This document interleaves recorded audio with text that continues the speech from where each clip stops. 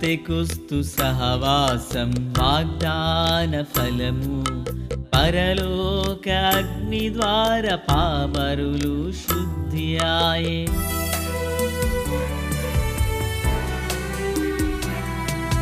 Pentecost సహవాసం వాగ్దాన ఫలము పరలోక అగ్ని ద్వార పామరులు శుద్ధియాయ్. పేతురు సందేశం ప్రజలకేమో రక్షణ ప్రవహించే శుభవార్త పరిశుద్ధులచే. పేతురు సందేశం ప్రజలకేమో రక్షణ ప్రవహించే శుభవార్త పరిశుద్ధులచే. చెట్టునకు మంచువలె భూమికి వెలుగువలె విత్తనముకు నీరువలె నాకు నీ ప్రభావం. చెట్టునకు మంచువలె భూమికి వెలుగువలె విత్తనముకు నీరువలె నాకు నీ ప్రభావము. అవసరమయ్యా అభిషేకించు, నాకు అవసరమయ్యా నన్ను అభిషేకించు, నీ ఆత్మతో నింపు, పరిశుద్ధ పరచుము. పరిశుద్ధాత్ముడా నన్ను శుద్ధీకరించుము, నా ప్రియ శుద్ధాత్ముడా.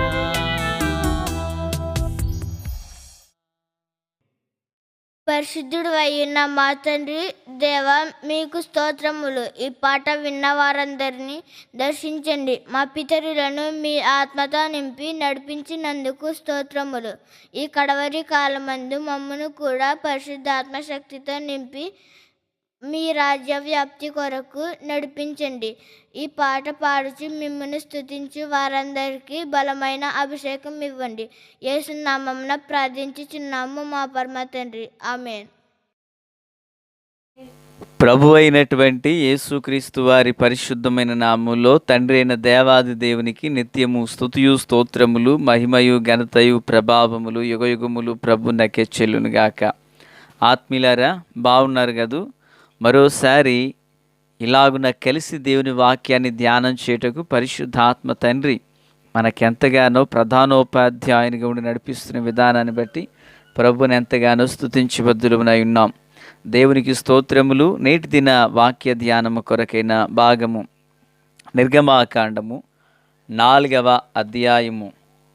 ప్రియులారా, 6వ వచనము నుండి కొన్ని భాగములను మనము చదవనై ఉన్నాము. 6వ వచనము. మరియు యెహోవా నీ చెయ్యి నీ రొమ్మున ఉంచుకొనమనగా అతడు తన చెయ్యి రొమ్మున ఉంచుకొని దాని వెలుపలకు తీసినప్పుడు ఆ చెయ్యి కుష్ఠము గలదై హిమము వలె తెల్లగా ఆయను. దేవునికి స్తోత్రం. ప్రార్థన. మహాపరిశుద్ధుడా, ప్రేమగల తండ్రి, కృపగల దేవా, వందనాలు, కృతజ్ఞతాస్తుతులు, స్తోత్రాలు చెల్లిస్తున్నాం. అపారమైన మీ ప్రేమ, దయా, కృపా, వాత్సల్యతను బట్టి వందనాలు. చదివిన వాక్యం మీది, వినుచున్న వారు మీ వారు, ఈ దాసుడనైన నన్ను మరుగు చేసి సంపూర్ణమైన కృపతో నింపమని వినుచున్న ఆత్మీయులు మీ వారు ప్రభు, ఈ ఉదయమున కృపతో వారిని తృప్తిపరచండి. దినచర్య అంతటిలో వారు జయమునందునట్లు సహాయం చేయండి. మీ దీవెన ఆశీర్వాదాన్ని ఇవ్వండి.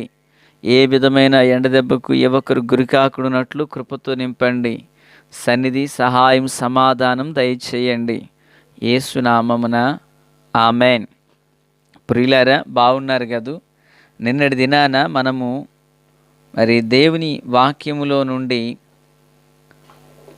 మోషే ఎడల దేవుడు చూపిన కృపలో బైబిల్ చరిత్రలోనే మొదటి అద్భుతాన్ని మనము ధ్యానం చేసితిమి.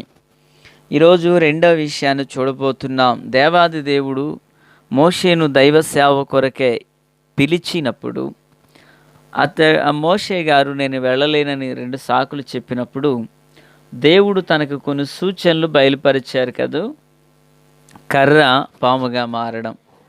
ఇక రెండవది, మోషే తన చెయ్యిని గుండెల మీద పెట్టుకునమనగా మోషే ప్రభు మాట చొప్పున గుండె మీద తన చెయ్యి పెట్టుకున్నారు. దాన్ని గుండె మీద నుంచి వెనక్కి తీసినప్పుడు తెల్లని కుష్ఠము గలదాయను.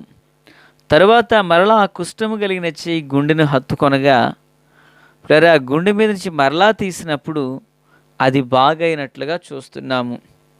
కుష్ఠము గలదై అనే పదాన్ని మనం అక్కడ చూసాం. అంటే మోషే శరీరం అంతా రాలేదు కుష్ఠము, కేవలం చెయ్యికి మాత్రమే వచ్చింది. మిరియాము సంఖ్యాకాండం 12వ అధ్యాయంలో తన దేహమంతా కుష్ఠము కలిగింది, కానీ మోషే చెయ్యికి మాత్రమే ఇక్కడ కుష్ఠం కలిగింది. సో ఇది నా అభిప్రాయము, నా తలంపు ఇది. ఆమె సర్వ శరీరం అంతా కుష్ఠము కలిగింది, ఈయనకు ఒక చెయ్యి మాత్రమే. బహుశా మోషే దేవుని కోపమునకు మిరియాము మోషే దేవుని కోపమునకు గురైనది.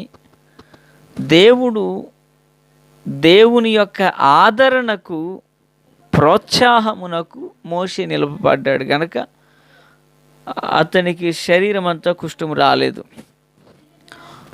మిరియాము కుష్ఠము కొన్ని దినాలు పాలెములో ఉన్న ప్రజలు ఆగిపోయారు, కానీ మోషే చేతుకున్న కుష్ఠము వితిన్ సెకండ్స్లోనే మళ్ళీ అది క్లీన్ అయిపోయినట్లుగా చూస్తున్నాం. పిల్లరా, మోషేను దేవుడు బలపరచుటకు దానికి అవకాశం ఇచ్చారు. మిరియాము దేవుని కోపమునకు గురై దాని బారిన పడింది. ఇక 2, మోషే చిన్నవాడై ఉన్నప్పటికీ దేవునికి విధేయుడు, లోబడ్డాడు. ప్రభు యొక్క అభిషేకం బలంగా ఉంది. మిరియాము పిలువబడింది కానీ అంత విధేయత చూపినట్లుగా మనం చూడలేకపోతున్నాం. అయితే పిల్లలు, ఇక్కడ విషయం ఏంటంటే, ఐగుప్తు దేశానికి మోషేను దేవుడు పంపించినప్పుడు మోషే ఇదిగో ఇలాగున కుష్ఠము అనబడినది తెగులుగా పోల్చారు బైబిల్లో. లేవియాకాండం 13వ అధ్యాయంలో ఇంచుమించుగా ఈ కుష్ఠమును గురించి ఎన్నో విషయాలను మనం చూడవచ్చు పిల్లరా. అయితే ఈరోజు మనం నేర్చుకునే మాట ఏంటంటే, దేవుడు ఒక వ్యక్తిని పలానా పని చెయ్యండి అని చెప్పారంటే ఆ పని చేయుటకు శక్తిని, సామర్థ్యమును, కృపను దేవుడే ఇస్తారు. హల్లెలూయా. పిల్లలు, ఈ మాట మీకు అర్థమైనదా? ఉదాహరణకు నేను ఒక సేవకుడను. ఇప్పుడు నేను సేవ చేయుటకు దేవుడు నన్ను పనికి పిలిచారా? నేను పరిస్థితులను చూసి ఏమీ లేదు, నేను ఎలా చేయను అంటాను. కానీ దేవుడు ఏమంటారో తెలుసా? చేయుటకు నీలో శక్తి నుంచాను అంటారు. ఆత్మీయులారా, దేవుని బిడ్డలుగా ప్రార్థించుటకు శక్తినిచ్చాడు ఆయన. పాట పాడుటకు స్వరం ఇచ్చాడు ఆయన. వీధుల్లో నడిచి వెళ్ళి సువార్తీకరణ చేయుటకు కాళ్ళనిచ్చాడు ఆయన. అన్యజనులకు సువార్తను ప్రకటించుటకు అవకాశాలను ఇచ్చాడు ఆయన. బైబిల్లో చూడండి, బాహ్యంగా చూడండి, ఏ జీవితాన్ని ఆత్మీయంగా మనం పరిశీలన చేస్తే వారి జీవితములలో ప్రియులరా జరిగిన విషయం ఏంటంటే, దేవుడు ఏ పనికైతే వారిని పిలిచి నియమించారో ఆ పనిని చేయుటకు శక్తిని ఆయన ఇచ్చిన దేవుడు. ఆమేన్. ఐగుప్తు దేశంలో తెగుళ్ళు, ప్రియులరా, ఆ తెగుళ్ళ మీద దేవుడు అధికారం ఇచ్చాడు. సర్పము, పాము వారి కిరీటంలో అది పడగ విప్పుకున్నట్లుగా ఆకారం ఉంటుంది. ఫరో యొక్క కిరీటంలో ఇది దేవతా శక్తుల మీద అధికారం. ఆ కిరీటం ఫరో తల మీద ఉంటుంది. రాజుల మీద అధికారం, రాజ్యం మీద అధికారం. ఇప్పుడు తెగులు లేక కుష్ఠము అనగా వ్యాధుల మీద అధికారం. స్తోత్రం. మోషేకు దేవుడు వ్యాధుల మీద అధికారాన్ని ఇచ్చేయున్నాడు. ప్రియులరా, ఆ ఉన్నతమైన కృపతోనే మోషే నింపబడి దేవునికి మహిమార్థమైనటువంటి వ్యక్తిగా జీవించాడు. దేవునికి స్తోత్రం. ఆత్మీయులారా, క్రీస్తునందు నాకు అత్యంత సన్నిహితులారా, జీవము కలిగిన దేవుని పిల్లలుగా ఈ విషయాన్ని మనము గుర్తెరగాలి. వ్యాధుల మీదను మోషేకి అధికారం ఇచ్చాడు, తెగుళ్ళ మీదను దేవుడు మోషేకు అధికారం ఇచ్చాడు. రాజ్యపు అధికారం మీద దేవుడు అధికారం ఇచ్చాడు. ప్రియరా, దేవతల మీద మోషేకు అధికారాన్ని ఇచ్చాడు. ఈ మాటలు వించిన దేవుని బిడ్డ అధికారాన్నిచ్చి సేవకు పంపించాడు. ఆ అధికారంతో దేవుని యొక్క శక్తి చేత దేవుని సేవ చేస్తూ ఒక్క గొర్రె పిల్లను కానీ ఐగుప్తులో విడిచిపెట్టలేదు. అంటే దీని అర్థం ఏంటో తెలుసా? దేవుడు నిన్ను ఏ పని కొరకైతే లోకంలో నుంచి వేరు చేశాడో ఆ పనిని చేయుటకు దేవుడు ముందుగానే నీకు శక్తినిచ్చిన దేవుడు. ఆమేన్. కొందరు అంటారు, నేను ఇలా చేద్దాం అనుకుంటున్నానండి, ఇలా జరిగితే బాగుండండి, ఇదైతే ఇలా చేద్దాం అనుకుంటానండి అంటారు. ప్రియులారా, అలా కాదు. అసలు ఉన్నదాని నుండే మనం పనిని ప్రారంభించాలి. లేమిలో నుండి నువ్వు కష్టపడాలి. అప్పుడు ఉన్నదానిలో నువ్వు సమృద్ధిగా దీవించబడడానికి దేవుడు ఇంకా దోహదం చేస్తారు. ఆమేన్.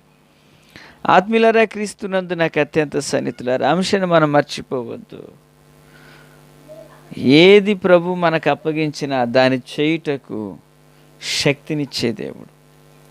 మోషేకు దేవుడు శక్తినిచ్చాడండి. తెగుళ్ళ మీద, రోగాల మీద, అనారోగ్యం మీద, శాపగ్రస్తమైన లోకం మీద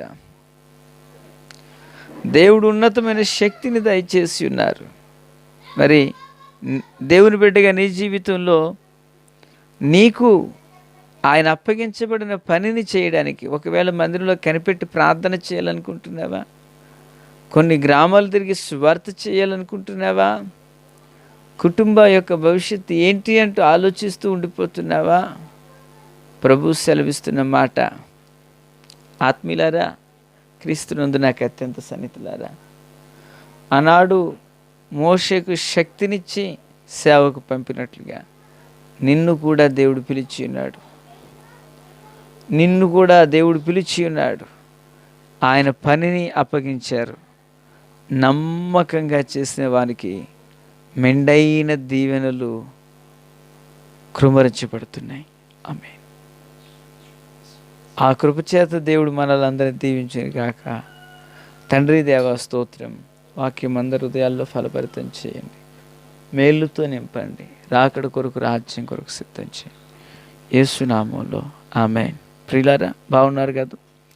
రేపటి దినాన పునరుత్థాన ఆదివారం చదవవలసిన వాక్య పట్టణాలు, వినబోచిన వర్తమానాలు ఇవిగో ముందుగానే పరిశుద్ధ ఆత్మ తండ్రి మన కొరకు సిద్ధపరిచి ఉన్నారు. కనుక మనం సమయానుకూలంగా సిద్ధపడి నియమించబడిన స్థలంలో ఆరాధనలో పాల్గొని దైవ కృపను పొందుదుము గాక. ఆమేన్.